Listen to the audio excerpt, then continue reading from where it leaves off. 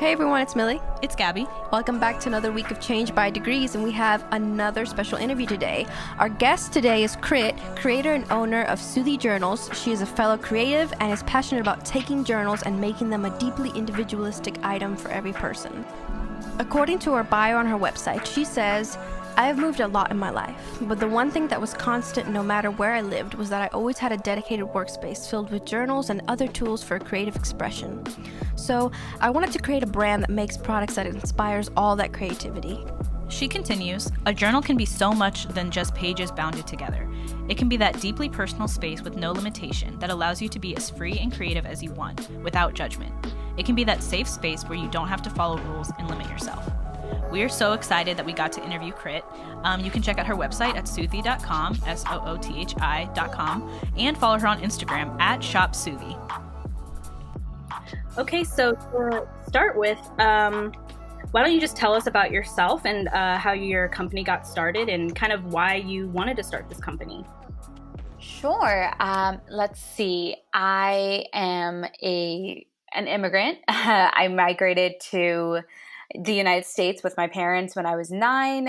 So I've always been in this space of, am I American? Am I Indian? I'm always trying to figure that out. And it's a very difficult thing to maneuver, right? Because your parents are of a different identity and then you are of a different identity. So you're constantly trying to find that community and where you fit in. And I guess part of my journey is deeply, deeply rooted in that. When I was in college, I was having a great time, really enjoyed it. I went to college in Atlanta. I was studying business. And then it just occurred to me my second year that, I was completely out of touch with my heritage. I was forgetting how to speak the language. I had definitely forgotten how to write it. And it just didn't sit well with me. I was like, this is a really important aspect of who I am. And I really need to figure out what that means. So I convinced my professors to let me take all my humanitarian credits that you have to take, I think 15 of them, by traveling to Southeast Asia for the entire semester. And they were like, so you're kind of building your own study abroad program. I'm like, yep, that's exactly what I'm doing. And they were completely fine with it. They're like, okay, I think this is a great idea. You should do it, which was so surprising to me. So I took a semester and I just went to India and I didn't really have a plan. I was just like, I have tons of family and I just want to connect. I want to see, I want to explore, I want to learn, I want to connect. And it was probably one of the best things I did for myself because I got to understand this entire aspect of my culture that I had been ignoring, right? Reconnect with history. And so much of what our world is today comes from these ancient cities that are still there and thriving and getting to see those places in real life. And I remember thinking even then that I'm coming across all of these paper making techniques and fabrics and tools and designs and creative outputs that are just unbelievably amazing. And I want to do something with that in my future. So I kind of always had that in the back of my mind where I thought there was an opportunity. I just didn't quite know what that opportunity was. So this was back when I was 20. I come back to the United States. I finish my undergrad. I get a great job. I work in that job. And then I decide I want to go get my graduate degree. I go and get my graduate degree in marketing and I continue working. And throughout this whole period, I think at this point, I'd worked 8-9 years in corporate America. I just kept feeling unsatisfied. I was just I'm not getting what I want out of my career. I am working super, super hard. I'm working 60, 70, 80 hours a week. I went and got my graduate degree. I'm killing it. I'm doing the best I can, but it doesn't feel like I have control over anything, and especially not where my career is headed. And that did not sit well with me. I did not want someone else to decide when I was going to grow, how much I was going to grow, where my career was going to go. And I felt like that's what I was doing. I was letting other people decide all of that stuff for me. So I started talking to my family members. I started talking to my fiance at the time. And I was just like, I think I'm ready to kind of take the leap and start something on my own. It's something that's always captured my interest. I had been too reluctant and scared to do it. But I was like, if I don't do it now, it's going to become too late. I'm going to have more responsibilities in life and then I'm never going to do it. And he was completely gung-ho about it. My parents were like, it is a difficult decision, but I guess you can always go back and get a job, but you can't always do this.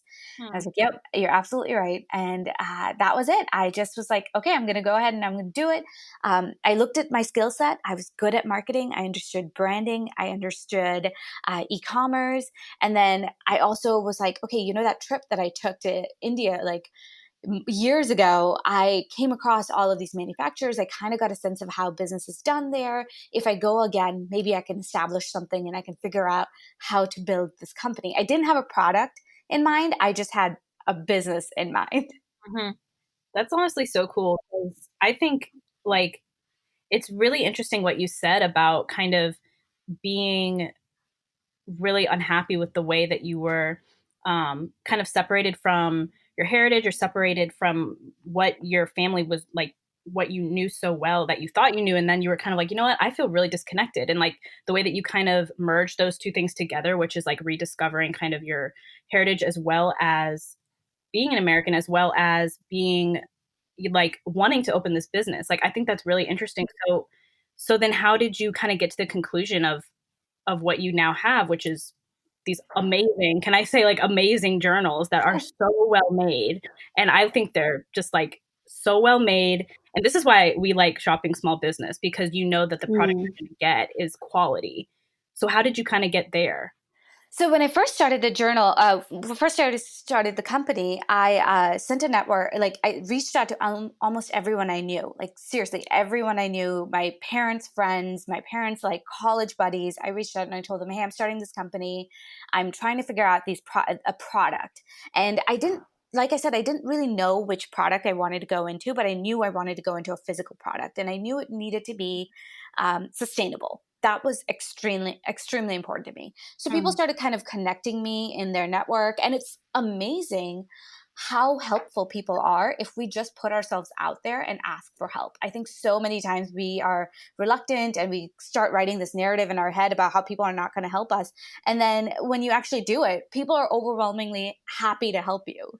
And that was just amazing. And that's when I came across this nonprofit organization that was helping this community repurpose material into sustainable jewelry. And so that what they were doing were they were taking coconut waste and they were turning it into jewelry. They were laser cutting it and making it into this like very beautiful 100% sustainable jewelry line. And I just thought that was so cool. I was like, oh my gosh, you know, sustainable, recycled, you're helping a small community, it's women owned, everything, like check, check, check. And I was like, all right, let's go ahead, let's move forward in this. That did not go well. Did not go the way I planned. I think I jumped into it way too quickly without really thinking it through. And one of the challenges that we came across is, yes, initially people loved it, but we just weren't in the position to grow. Like the supply chain wasn't there, the material quality wasn't there. So one time someone will get a earring that's like 1 inch, and the second time they'll get an earring that's like 2 inches. And I'm like, okay, I don't know how to bring this level of consistency. I would have to go back and create this entire manufacturing system with this community that speaks a different language. They work in a different way. And I don't have the resources to do this. So about a year of trying to make that happen, seeing successes, but being very realistic about the future of it, I decided, okay, this is not the way to go forward. Like, I am too young and I don't have enough, too young as a business, and I don't have enough resources to really invest in the growth of this business. And I'm not going to succeed. And I'm not, at the end of the day, I'm not going to be able to help anyone if I just crash and burn. So I started thinking, okay, what do I do now? Do I just go back? Like, this was a failed effort. I go back and I go get a job again, or do I pivot and do I go in a different direction? And I realized I had so much fun in that 1 year doing everything that I wanted to do. And it was a success in so many ways. You know, even recognizing that, okay, this product doesn't work was a success, because it's a testament to what I knew and my ability to make that very tough decision. So I decided, no, I'm going to pivot. And I started thinking about it. And I was like, okay, what are all the positives and negatives of this jewelry line that I started? And the positive was I loved the aspect of sustainability. I loved everything the brand was standing for. I was able to help all these people for the small time being that I did do it. The negative was I went into a very new industry that didn't have the resources and the existing knowledge base. And you need that to grow. And the other thing was there was only like one manufacturer that was doing this. So I was completely tied to that one manufacturer. And if he was being impacted, I was being impacted. So I was like, okay, I want to go into a line where it's already existing. I can just go in and add my understanding of sustainability, add my understanding of, socially conscious community, add my understanding of branding and design into it. And then I started looking into it and I realized I love paper products. Like I've always loved it, right? I have been that person that collects pens. I mean, to this day, I have a box full of pens. Yes. And I have notebooks and I love paper. And even on my trip to India, I would go into these stationery stores and I would constantly buy like wrapping paper and tags and journals and all the stuff because it's just something that made me so happy. And so this is like, why don't I go into this? Like obviously in the back of my mind, I was like, I don't like everybody says that nobody uses paper anymore and we're all moving towards like technology and gadgets. But I have a feeling that that's the wrong narrative. I think people do still use paper. I think that it's never really going to go away because it's such a mind body connection, right? Everything that's in your mind comes through from a pen into a piece of paper. So I was like, I'm just going to go ahead and do this. I love it. I'm going to go ahead and do this. And so then I started the whole thing again. I reached out to everybody I knew. I was like, do you know any manufacturers? I have these journals. I kind of want to create my version of these journals. I took the ones that I hadn't used, and I put them on my website. And I was like, let me just see if people actually like this, right? And I had like 5 units, and they sold right away. And people were like, oh my gosh, I love these. I was like, oh, okay, all right. So if people are willing to buy the ones that I just had on hand, imagine what I could do if I went completely forward in this direction. So I basically restarted the entire business, I think late 2016, with letting go of all of the jewelry, fashion, accessory thought that I had and branding and everything that I did and shifting it into a paper products stationery brand. So that's kind of how we ended up here today. Wow, that is so cool. I mean, I think there's a lot to learn from your adaptability. Like to be able to put something completely away that you thought would work and then just reshift. That takes a lot of courage. But we enjoy your products now, so that obviously was the right decision. And actually talking a little bit more about your trip to India, which is fascinating to me. I mean, I've never studied abroad, but I think that's something that you can take so much from. But connecting with your heritage, I'm from Puerto Rico, and I know that the few times I visited the island, I've just learned so much about myself and who I am as a person and my culture. And I'm curious if you were able to take any specific methods or materials that you learned about during your time there, or if not even something specific that you use in your company now, but just something about the culture or how you work that has impacted as you as a businesswoman. I'm curious. So when I was clearly born there, I moved to the States when I was 9. And when you're born there, you kind of like don't look at it from a certain perspective that you get to look at things when you've lived away, right? You get this new, fresh perspective, almost from an outsider looking in. So that was a really great thing that I got to experience when I was in my 20s and I went back, because I had this outsider perspective where I saw things that were done in America. I was very much an American, approached things from an American standpoint. And then I also saw how this culture worked. And I was like, oh, this is where I fit in. Oh, this is where I can like address these things or understand these things. And one of the things that became abundantly clear is it's a very patriarchal society, right? It is male dominated. The businesses are mostly run by men. And it became clear to me that I'm going to be working in this environment. Most women don't do what I'm doing. These men are not used to talking to women. They're used to talking to men. Even today, when I get like, people trying to sell me paper, they automatically assume that I'm male, or they'll automatically send an email to my dad because they think it's my dad's company. It's not, it's mine. And not really being, I guess, just understanding where they're coming from and changing my approach to it, where it's equal parts being very assertive in terms of what I want, but also very understanding, because a lot of the time they're not used to working with women. So I'm coming in there and I need to have that understanding and have that conversation where I am coming off like very approachable, but also not someone that you can just walk all over. So that was definitely a component of it. The second component of it was it was really important to me that I worked with manufacturers that understood social responsibility, and they created a safe working environment. Countries like, in Southeast Asia, India, Pakistan, all these countries do not have proper OSHA regulations. They do not have proper manufacturing regulations. And that's part of the reason why they can keep things costs so low. I did not want to participate in that. I know how hurtful that can be for the laborers. And I felt that, okay, even though I'm a small company, I can still make somewhat of a difference if I make a choice to go work with the manufacturers that are doing this on their own accord. So with that partnership, I made sure I worked with people that treated their employees really well, that created a safe working environment, that paid people the right amount of money, that were willing to work with me in terms of sustainability. They didn't just want to push me the product that they had. They understood where I was coming from. And then the other thing that I wanted to do was I really wanted to elevate the artists that are there, that are preserving these century-old techniques of paper making and carving and hand tooling. And they're not getting the recognition. And I was like, no, this should be recognized, because this is something that someone's family has been doing for hundreds of years. And that in itself is an unbelievably beautiful story.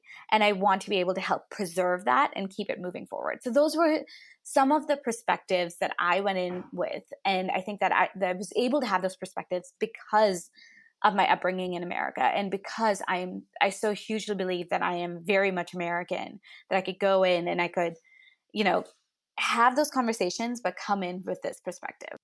That's so cool. I think what you said is just so important because, like, you talked about elevating the society and elevating and honoring really like the century old works that, people have meticulously come up with. And it's not just something that's going to be like mass manufactured. You're like, no, I care about how this product is made. And I think that's so important. It also it speaks to the product that you sell, right? So, like, you sell journals, and like with these beautiful journals, and like the technique that you do to make them is just as important, because when you sell it to somebody, what they're going to use it for is something that's also centuries old, like writing and like putting ideas down and having ideas. And so I think that they just go so hand in hand so well. And when you respect one, then the other is also going to be quality, if that makes sense. Mm-hmm. So I just really love how those two things kind of are synonymous with each other.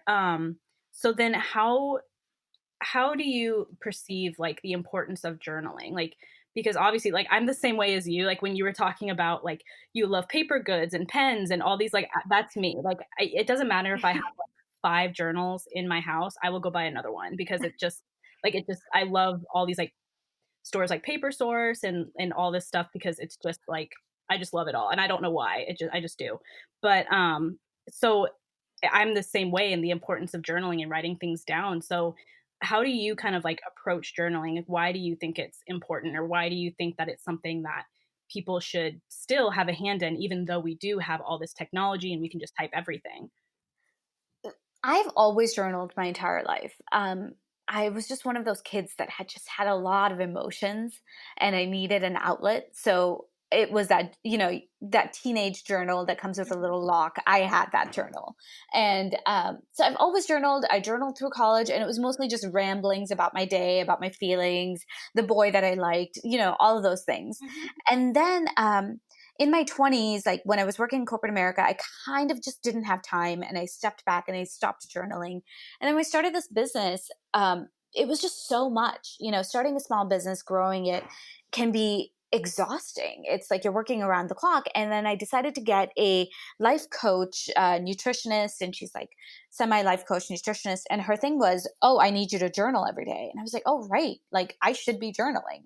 At what it occurred to me that I had stopped this habit, and I didn't even know that I'd stopped this habit. So she kind of reminded me that I needed to pick it up again.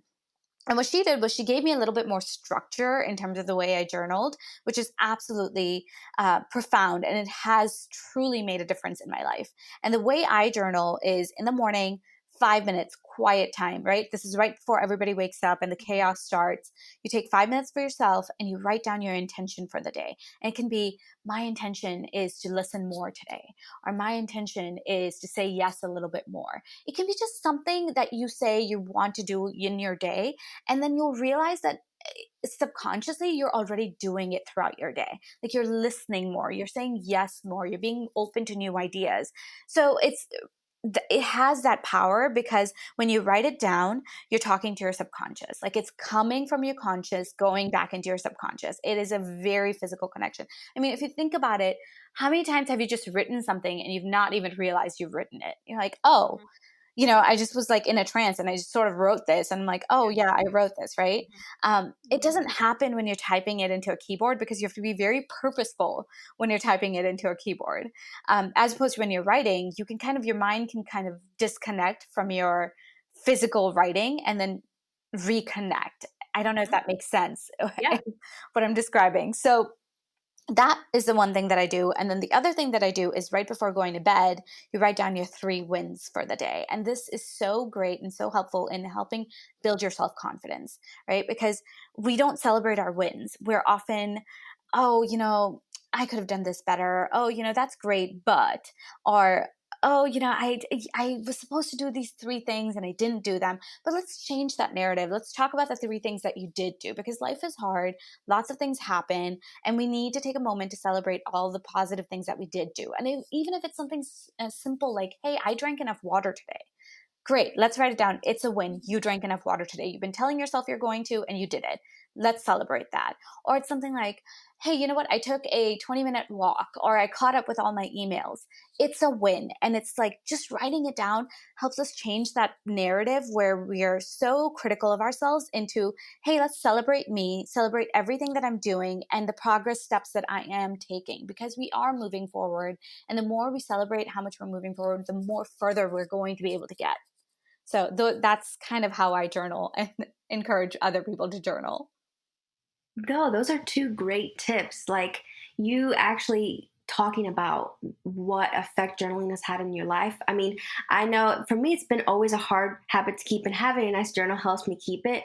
But having structure, like you said, I think is something that's very important for a lot of individuals, because I think people are so afraid of the blank page. But having something that you're going to write, even if it's one thing in the morning and then 1 or 2 things at night, I think really breaks down that barrier for people. And I think when we're starting to have that conversation, number one, on an intention, and then also what are your wins, I'm curious on how this relates to mental health. I know that you talked to a therapist or a counselor. I'm not sure what you'd mentioned, but how do you think journaling can impact mental health, especially during a time like this when people really aren't having lots of one-on-one connection?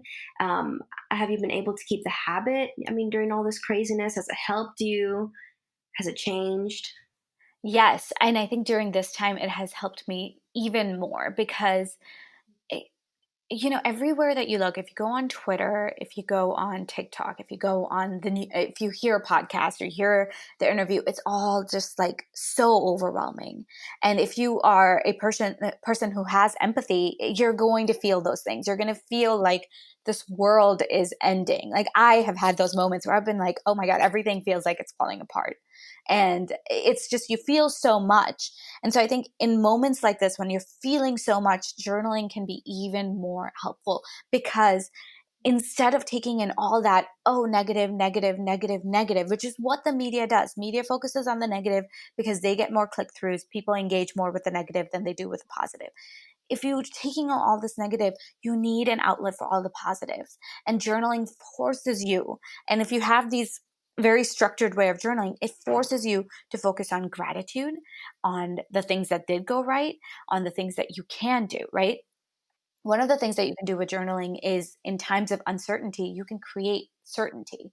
by creating a routine, it helps you create certainty, because certainty is about what you have control over. There's so much we don't have control over, but the things that we have control over, we can impact and we can influence. And journaling can help you understand, what do you have control over? Can you impact it? Can you change it? If you can't impact it, you can't change it, and you have no control over it, you just have to acknowledge it and you have to move on. And that has been very helpful to me, because I definitely had this moment, I would say like a week ago, where I just felt paralyzed. Like I didn't want to do anything because I just felt so sad about everything that was happening in this world. And then I had to just kind of tell myself, okay, I have no control. I have no control over so many things that are happening in the world. What do I have control over? I have control over my business and how my business can participate in this current movement.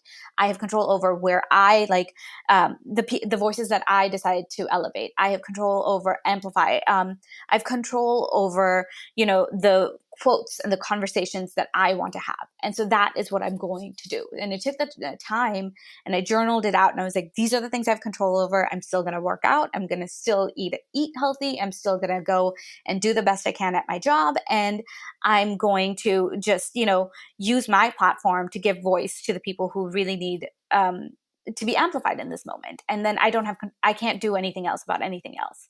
And that made me feel better. So I can only speak to my experience, but that's what I did. Right. I mean, but I think it's still, equally important, because like you said, like when you're able to kind of look at the two things, like what is certain and what is not certain, what can I have control over, what can't I have control over, and you kind of sit down and you write those things out, and you organize your thoughts, then you are able to make change. Like it's going to be really, really hard to participate in other people's issues or to help when you don't even know yourself, like what is happening in your life. Like it's hard to reach out to others when you can't even know what's going on in your own mind. So, and I think that's where journaling, a lot, like you said, like comes into play, where you have to just sit down and, you have all these emotions. And I'm another person who has like all these emotions that just go through my head every day for whatever reason. Half the time, I don't even know why an emotion comes up, but like sitting down and writing it all out and having a place, and a safe place too. Cause a lot of times it's like, I'm not an external processor, so I don't want to have to go say every single emotion to everybody and try to explain it and like talk it out and vent. So like my venting a lot of times is a journal or it's a notebook or something. So being able to sit down and write it out is just super important, I think. And you explained it really, really well. Like, what can you do? Like, okay, well, once I organize all my thoughts, then I know what I have control over and like how I can help in this current whether it be COVID or Black Lives Matter or whatever it is, you can have a hand in it in helping, which is really important. And I love how that's just all connected back to something super simple, but also not so simple, like journaling. So I really love that. And kind of going off of that, like, especially the climate that we're in now, how has this company that you have created and like you are running, like how has that either been more difficult during this time, whether it be COVID or Black Lives Matter, or trying to just like wrap your head around like what is happening right now? Like how has running this business gotten more difficult, or how has it maybe gotten easier, or you've kind of have like a new fresh set of eyes looking at your company and what it can do for others? Like how has it changed? How has your perception of your company changed during this time? It's it's honestly changing every day. Every day is a new thing, right? I went into this year with like so much growth, and I was like, okay, all those things that I did in 2019, they're starting to pay off, like so much growth. And then boom, a global pandemic Yeah. comes through. And you're just trying to figure out, okay, so there were moments where everything kind of slowed down, because I think rightly so, all of us were just too worried to really think about anything else or shop online or do anything, because we're just trying to figure out what's the deal here. Like, what are we supposed to do? So during that time, I also kind of just took a backseat, and I was like, let me just learn. Let me just figure out what's happening. And once we figured that out, I was like, okay, this is definitely going to impact online businesses. People are losing their jobs. The economy is going to be impacted. It's going to impact my business in some shape or form. And I just need to be upfront about it. And surprisingly, me being upfront, saying, hey, we're a small business. We're doing the best we can. We are scaling back. The people who do work in the warehouse with us, they have the safety protocols in place. Like as a small business, I am doing all the right things that I can, so my customers can feel safe and my employees can feel safe, and I'm creating a safe working environment. And I kind of just went out that and I shared that. And to my surprise, a lot of people just were very appreciative of it, and they came out to support us even more. Hmm. And then the other thing that I noticed was a lot of competition in the space that we're in, paper goods and stationery, is international competition. And because of COVID, a lot of those international brands weren't able to tap into their shipping lines and supply lines because everything was on pause. During this moment, because we are based in California, a lot of people were finally coming and finding our brand. And they were just like, wow, like everything is amazing. So it's almost validated me because all of these new people who discovered our brand were just blown away. Like text message, voice calls, emails. One woman wrote like a 2-page review about the journal that she purchased. And I was like, I was just blown away by all of these people taking the time to tell me how much they appreciate everything that I'm doing and every little aspect of this business that I have, put a lot of thought and consideration in, from like the packaging to the handwritten notes that go in every single order. So that was wonderful. And so we were just trying to like get our hands around that and figure out this new, way of doing business. And then the whole Black Lives Matter movement started, and it's a really important movement. It's very difficult conversations that we're finally having as a society. And now it's just trying to figure out, okay, what's our new conversation? What is appropriate to share? What is inappropriate to share? There's this larger movement that is happening. And is it appropriate to like talk about our brand in this moment? Like, how do we talk about it? And it's a struggle, and I'm trying to do the best that I can. And one of the things that I really had to come to terms with was I have not been very good about putting myself as the face of this company. I've had experiences in the past that like made me feel a little uncomfortable. So then I've just been like, let me lead with my products instead of with me and who I am as a person. And in the last week, I started owning that narrative. I started telling my story a little bit more. I finally put an About Us page with my photo on it, which I had not done in years, because I was like, no, I think it's important for people to know that I am a person of color, and this is my story, and this is where I stand. And it's terrifying to kind of go out there and share where you stand and what you stand for, because the internet is a breeding ground for a lot of just terrible people and people who are out there and saying really negative things because they can hide behind their computer screen and say like things that I don't think humans would say in real life to one another. Yeah. And there have been moments in the last week where I'm going out there and I'm saying, hey, this is where we stand. We're donating to Color of Change. We are participating in this way. This is where we are. And if you don't like it, that's fine, but this is who we are. And there's definitely been people who have used that moment to say something negative or troll us, just create an uncomfortable environment. And then you're sitting there and you're like, okay, how do I handle this? How do I talk to this person? How do I engage? Do I not engage? So it's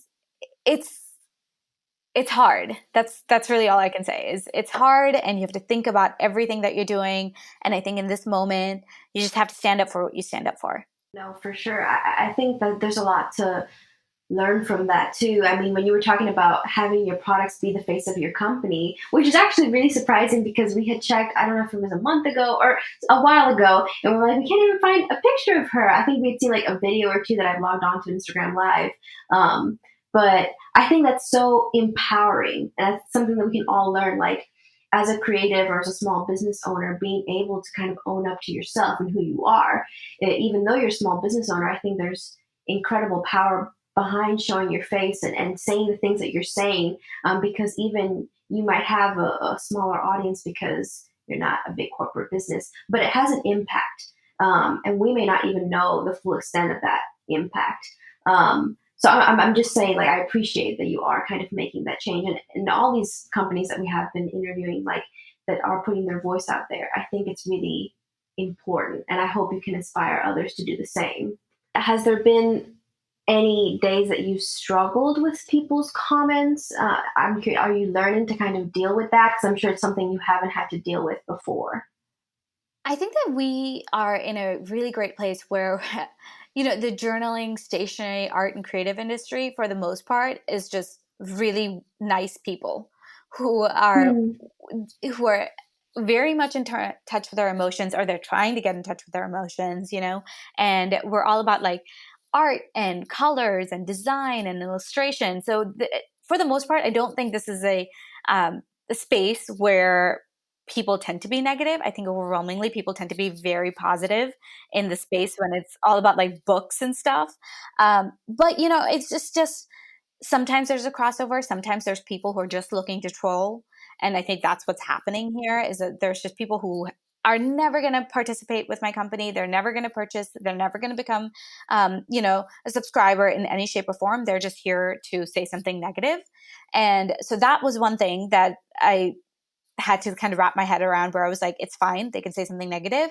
And now I'm just like, okay, if it feels like this person is maybe just not aware of the conversation, the grander issue in our society, I'm willing to have that conversation, because I think in this moment, having that conversation is the most important thing, is not being silent and having that conversation and shedding light to facts and information and resources and really stories of people who truly are suffering, right? I'm willing to have that conversation.